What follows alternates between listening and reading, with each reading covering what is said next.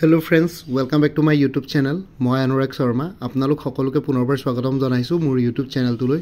আজি মই আপোনালোকৰ সন্মুখত এটা নতুন ভিডিঅলৈ উপস্থিত হৈছো আৰু আজিৰ ভিডিঅ'টোত মই আপোনালোকৰ সৈতে শেয়াৰ কৰিম এটা ৰিক্ৰুটমেন্ট নটিফিকেশন আৰু সেই ৰিক্ৰুটমেন্ট নটিফিকেশনটো আহিছে ডাইৰেক্টৰেট অফ হেল্থ সাৰ্ভিসেছ আসাম। ঠিক আছে 919 টা 913 টা গ্ৰেড 3 টেকনিক্যালৰ পোষ্টৰ ইয়াতে ৰিক্ৰুটমেন্ট হৈছে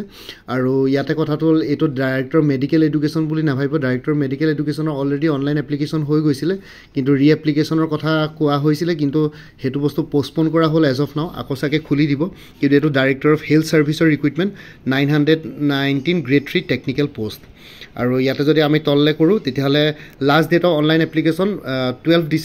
18 ডিসেম্বৰ 2024 ডিসেম্বৰ 18 তাৰিখলৈকে আছে। ইয়াতে মই আপোনালোকৰ ডিটেইলছখিনি দিয়া হৈছে অক্সিলাৰি নাৰ্ছ মিডৱাইফ। ঠিক আছে number of post 881 pay scale টো 14000 to 70000 grade pay 6200 education qualification বিচাৰিছে ইয়াতে অক্সিলাৰি নাৰ্ছ মিডৱাইফৰ কাৰণে এডুকেশ্যন কোৱালিফিকেশ্যন বিচাৰিছে auxiliary nurse midwife training pass হ'ব লাগিব from government Assam government recognized institute পৰা by Indian Nursing Council বা Assam Nursing Council and must be registered under Assam Nursing Council with Employment Exchange Registration of Assam. So অসমৰ Employment Exchange Registration লাগিব আৰু ANM training pass হ'ব লাগিব এখন Assam government বা Indian Nursing Council বা Assam Nursing Councilৰ আন্ডাৰত কি বুলি কয় ৰেজিষ্টাৰ্ড থাকিব লাগিব আৰু লগতে ৰিকগনাইজ ইনষ্টিটিউটৰ পৰা পাছ কৰিব লাগিব। ষ্টাফ নাৰ্ছৰ পোষ্ট ওলাইছে 446 টা। ইয়াতে এডুকেশ্যনেল কোৱালিফিকেশ্যনৰ যদি কথা কওঁ পে স্কেলটো হ'ল 14000 টু 70000 গ্ৰেড পে 6800। ঠিক আছে দুইটাৰে যদি চাওঁ গ্ৰেড পে ইয়াতে অক্সিলাৰি নাৰ্ছ মিডৱাইফৰ 6200 ইয়াতে খালি যোনটো ষ্টাফ নাৰ্ছ ওলাইছে ক্ৰিটিকেল কেয়াৰ তাৰে গ্ৰেড পেটো অকমান বেছি 600 টকামান 6800 বাকি পে স্কেলটো একে। এডুকেশ্যনেল কোৱালিফিকেশ্যন বিচাৰিছে জিএনএম ডিপ্লোমা বা বিএসসি নাৰ্ছিং বিচাৰিছে degree or above from any institute nursing college recognized by Indian Nursing Council আৰু Assam Nurses Midwives and Health Visitors Council আন্ডাৰত ৰেজিষ্টাৰ্ড হ'ব লাগিব আৰু অসমৰ এমপ্লয়মেণ্ট এক্সচেঞ্জৰ তেওঁৰ ৰেজিষ্টাৰ্ড থাকিব লাগিব নাম আৰু applicant should have experience of working in ICU intensive care unit at least for a period of 1 year। ঠিক আছে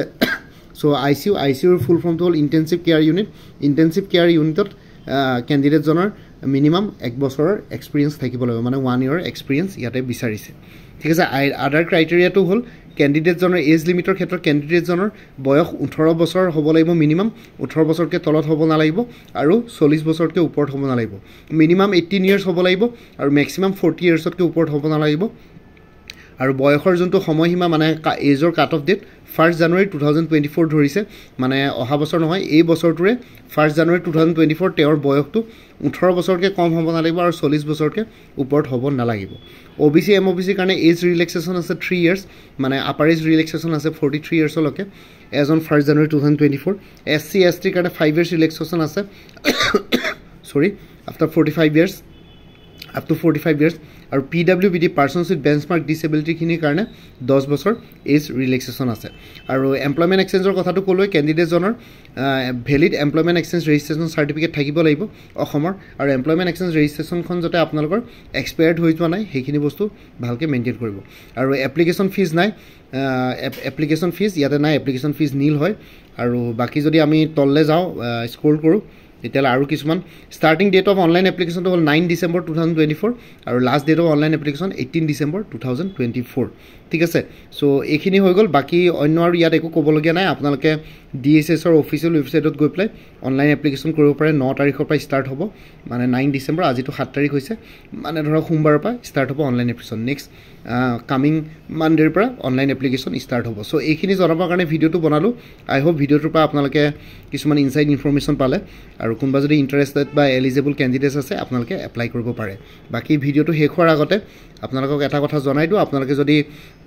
আপকামিং এক্সামছবিলাকৰ কাৰণে প্ৰিপাৰেশ্যন কৰি আছে তেতিয়াহ'লে ডাইৰেক্টৰ মেডিকেল এডুকেশ্যন গ্ৰেড 3 কাৰণে নন টেকনিকেলৰ ফুল কোৰ্চ এভেইলেবল আছে 350 আৰু এতিয়া যোনটো DSSৰ টেকনিকেল পোষ্ট ওলাইছে তাৰ কাৰণে জেনেৰেল ইংলিছ এৰিথমেটিক আৰু ইংলিছৰ পৰ্চনটো পাই যাব মোৰ তাত হেতু এভেইলেবল আছে আপোনালোকে যদি কোনোবাই ল'ব বিচাৰে ল'ব পাৰে আৰু আগতে যদি কোনোবাই কিবা যদি মোৰ পৰা কোৰ্চ লৈ থৈছিলে এবাৰ জনাই দিব কোনটো কোৰ্চ লৈ থৈছিলে তে কাৰণ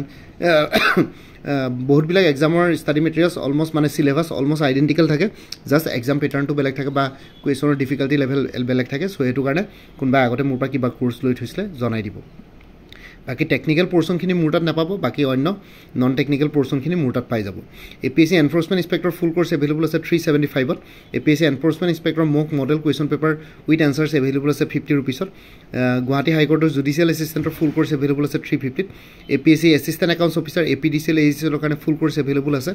জেনাৰেল ইংলিশ জেনাৰেল নলেজ আৰু ম্যাথমেটিক্স ডেসক্ৰিপটিভ তিনিখন পেপাৰৰ ওপৰত 400 ত আৰু কোনোবাই যদি একাউন্টেন্সি কোৰ্স সাবজেক্ট হিচাপে ল'ম বুলি ভাবিছে তেতিয়াহ'লে এক্সটাৰ্নেল লিংক এটা শেয়াৰ কৰিম তাতে আপোনালোকে 3000 এমসিকিউজ পাই যাব উইথ এক্সপ্লেনেশ্যন বাকি ষ্টেটিষ্টিক্স আৰু ম্যাথমেটিক্স ৰিলেটেড ষ্টাডি মেটেৰিয়েলছ মোৰ তাত এভেইলেবল নাই আসাম পুলিচৰ কনিষ্টেবল এসআই আৰু অন্য পোষ্টবিলাকৰ কাৰণে ফুল কোৰ্স এভেইলেবল আছে 350 ত আপোনালোকে ল'ব পাৰে আপকামিং আসাম পুলিচৰ এক্সাম আহি আছে এপিএসসি স্টেনোগ্ৰাফাৰ গ্ৰেড 2 কাৰণে ফুল কোৰ্স এভেইলেবল আছে 300 ত উমেন এণ্ড চাইল্ড ডেভেলপমেণ্টৰ ষ্টেটিষ্টিকেল এছিষ্টেণ্টৰ ফুল কোৰ্স এভেইলেবল আছে 350 ত আৰু বৰ্তমান কোৰ্ছবিলাকত কাৰেণ্ট এফেয়াৰ্ছ জানুৱাৰী 2023 পৰা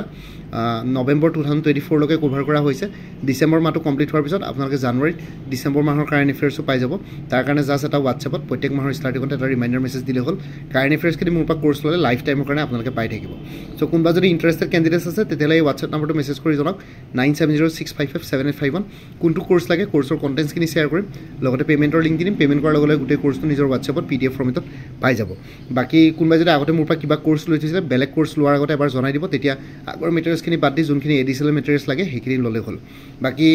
ইয়াতে যোনটো হোৱাটছএপ নম্বৰ দি আছে এইটো অনুগ্ৰহ কৰি কল নকৰিব এইটো জাষ্ট হোৱাটছএপ মেছেজৰ কাৰণে এভেইলেবল কলৰ কাৰণে এভেইলেবল নহয় বাকি কোনটো কোৰ্ছ লাগে জনাওক কোৰ্ছৰ কণ্টেণ্টছখিনি শ্বেয়াৰ কৰিম লগতে পে'মেণ্টৰ লিংক দিম পে'মেণ্ট কৰাৰ লগে লগে গোটেই কোৰ্ছটো নিজৰ হোৱাটছএপত PDF ফৰ্মেটত পাই যাব বাকি ভিডিঅ' ডেছক্ৰিপশ্যন চেক কৰক তাতে কোৰ্ছখিনিৰ কথা আৰু এবাৰ উল্লেখ কৰি দিছোঁ লগতে DSS DME বুলি এটা প্লেলিষ্ট ক্ৰিয়েট কৰি থোৱা আছে সেই প্লেলিষ্টৰ লিংকটো এই ভিডিঅ' ডেছক্ৰিপশ্যনত শ্বেয়াৰ কৰিছোঁ সেই প্লেলিষ্টত গ'লে এই পৰীক্ষাটোৰ লগত জড়িত সকলো ধৰণৰ ভিডিঅ'ছ পাই যাব লগতে মোৰ আৰু এটা চেনেল আছে অসম আইকিউ বুলি সেই চেনেলটোৰ লিংকটো এই ভিডিঅ'টোৰ ডেছক্ৰিপশ্যনত শ্বেয়াৰ কৰিছোঁ আপোনালোকে সেইটো চেনেলো ছাবস্ক্ৰাইব কৰিব পাৰিব সো ভৱিষ্যতলৈ এনেকুৱা ধৰণৰ কম্পিটিটিভ এক্সামছবিলাক দিয়াৰ ক্ষেত্ৰত আৰু অলপ এক্সট্ৰা গাইডেন্স পাই যায় বাকি মোৰ ভিডিঅ'ছবোৰ চাই যদি ভাল পায় মোৰ চেনেলটো ছাবস্ক্ৰাইব কৰি ল'ব আৰু লগতে আপোনালোকৰ যিমানখিনি ফেমিলি ফ্ৰেণ্ডছ ৰিলেটিভছ আৰু চিনাকি এক্সপিৰিয়েঞ্চ আছে তেওঁলোকৰ লগত মোৰ চেনেলটো শ্বেয়াৰ কৰিব লগতে কমেণ্ট ছেকশ্যনত জনাব কিবা যদি কুৱেশ্যন থাকে ডাউট থাকে মই নিশ্চয় আপোনালোকৰ কুৱেশ্যনছ আৰু ডাউটছবিলাকৰ ৰিপ্লাই দিবলৈ চেষ্টা কৰিম বাকি আজিৰ ভিডিঅ'টো ইমানতে সমাপ্ত কৰি আপোনালোক সকলোৰ পৰা বিদায় দিলোঁ কাইলৈ পুনৰ এটা নতুন ভিডিঅ'লৈ আপোনালোকৰ সন্মুখত উপস্থিত হ'ম তেতিয়ালৈকে ভালকৈ প্ৰিপেৰেশ্যন কৰি থাকক সকলোৱে অল দি বেষ্ট থাকিলে bye take care friends Bharat মাতা কি জয় জয় আই অসম